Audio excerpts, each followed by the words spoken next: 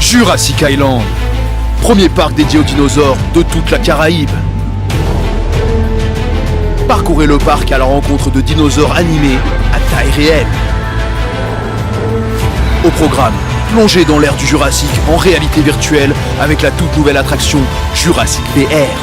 Infos et adresse sur le site www.jurassic-island.com. Venez vous fondre le temps d'un instant dans un autre monde.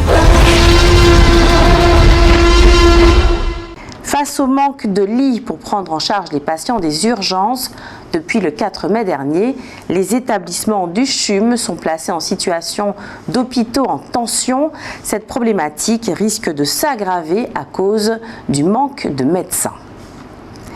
Hier, jeudi 16 mai, Serge Letchimy a donc rendu visite à la seule association des aidants familiaux du nord de la Martinique, dont le siège se trouve au Lorrain, commune qui compte près de 3900 seniors. L'association prévoit d'accompagner tous les aidants du Nord Atlantique où vivent plus de 50 000 habitants. Présidée par Véronique Pamphile, elle est un centre de ressourcement pour les aidants à destination desquels elle organise des ateliers. Les personnes ayant en charge leurs parents diminués par la maladie ou les effets du grand âge peuvent ainsi décompresser grâce à des activités relaxantes. Elles ont besoin de prendre du temps pour elles, mais aussi d'être accompagnées dans certaines démarches, notamment grâce à une salle informatique mise à leur disposition. Soulager les aidants de leur quotidien est en effet la mission première de l'association. 3 années ont été nécessaires pour la réalisation de cette structure qui, pour l'heure, n'a été financée par aucune instance locale. Des demandes de partenariat et de convention ont été déposées et sont en attente de finalisation. Jusqu'à présent, essentiellement financée par des fonds venant de mécènes hors du territoire, la structure aimerait que la CTM devienne l'un de ses partenaires, notamment pour les projets d'avenir. Tous ces aidants qui accompagnent bénévolement un parent n'ont en effet pas de statut. Livrés à eux-mêmes, ils ont besoin eux aussi d'un appui psychologique surtout, parce que la charge qu'ils supportent est d'une grande violence. La famille doit d'ailleurs être consciente de la nécessité de se relayer, notamment entre frères et sœurs. Serge Letchimy a tenu à rappeler que cette mission, remplie par 5000 aidants bénévoles, au-delà d'un acte de solidarité, est une expression d'amour, mais qu'ils ont besoin de moments de répit pour trouver l'énergie de la mener à bien sur le long temps.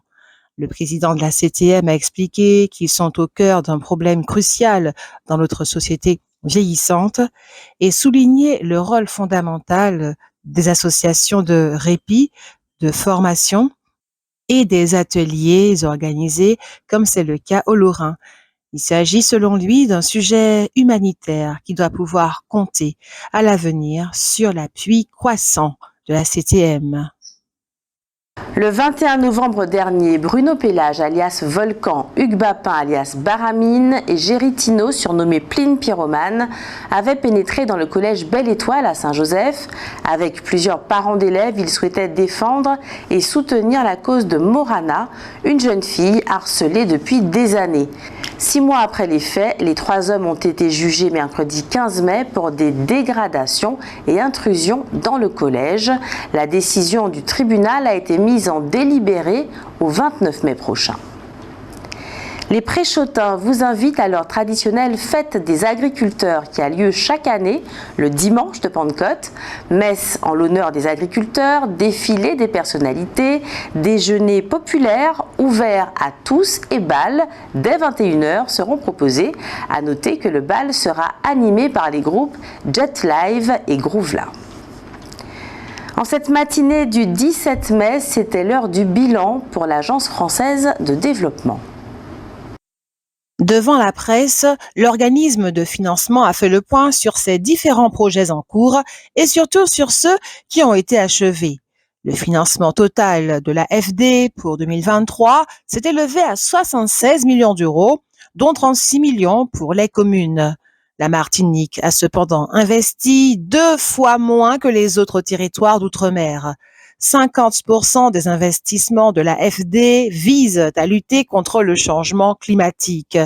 L'AFD est en effet une instance financière qui participe à l'essor économique des territoires selon les principes du développement durable et en favorisant le lien social. Elle soutient ainsi des projets tels que le premier écoquartier de Martinique, des jardins filtrants ou encore un centre d'accueil pour personnes atteintes d'autisme. Mais l'agence ne veut pas se cantonner au seul rôle de financeur, comme l'explique son directeur, Guillaume Chiron. Elle souhaite apporter potentiellement ses expertises et de l'échange d'expériences. Outre les financements qu'elle accorde, l'AFD dispose d'un fonds outre-mer destiné à apporter un appui technique, notamment en matière de maîtrise d'ouvrage. La notion de développement durable est centrale dans les projets soutenus par l'AFD, notamment à travers le dispositif Plan Efficacité énergétique des bâtiments. Ce programme a été mis en place pour aider les communes ou les collectivités à réaliser des audits énergétiques sur des bâtiments avant de procéder à leur réhabilitation et faire en sorte qu'ils consomment moins d'énergie. Cela passe par des habitudes, comme éteindre les lumières par exemple, mais aussi par des équipements plus performants. Notons que l'AFD projette des interventions dans le secteur du médico-social et de la santé. Prévenir vaut mieux que guérir, c'est le credo du conseil d'initiative de la jeunesse franciscaine et de la ville du François qui ont organisé le premier village santé sur les maladies du côlon. C'était le samedi 27 avril dernier, place Hurard au François. Objectif, enrichir la culture de santé de la population grâce à la contribution de partenaires, notamment la Ligue contre le cancer, le Centre de dépistage des cancers, l'association Amazon et l'association Ciparis. Ces acteurs ont animé la matinée, répondant aux questions d'un public venu nombreux. Les jeunes du conseil d'initiative de la jeunesse franciscaine étaient entourés des élus Joël Doumergue, premier adjoint au maire, et Henri Paquet, en charge des affaires sociales, ainsi que des responsables du CCAS du François. Les acteurs de santé ont tenu à rappeler, à cette occasion, que les cancers touchent indistinctement hommes et femmes de tout âge et que, révélés suffisamment tôt, ces maladies peuvent être soignées jusqu'à la guérison, d'où l'importance du dépistage régulier. Le public a pu obtenir de nombreuses informations, notamment sur le dépistage et la prise en charge précoce du cancer du côlon, organe qualifié de deuxième cerveau, en raison de ses multiples rôles d'alerte pour la santé du corps, les affections intestinales telles que la maladie de Crohn ou le côlon irritable, pathologie moins connue, ont été présentées en même temps que des conseils diététiques. Enfin, les visiteurs ont pu déambuler à l'intérieur d'un côlon géant, ce qui a permis de mieux décrire les problématiques associées. Sephora et Maïwen du conseil d'initiative de la jeunesse franciscaine se sont félicités de la tenue de cet événement. Pour Laurie, l'opération est une réussite et mérite d'être renouvelée. Elle en a profité pour conseiller aux jeunes d'avoir une alimentation saine et de se faire régulièrement dépister. O News Radio sur outremernews.fr.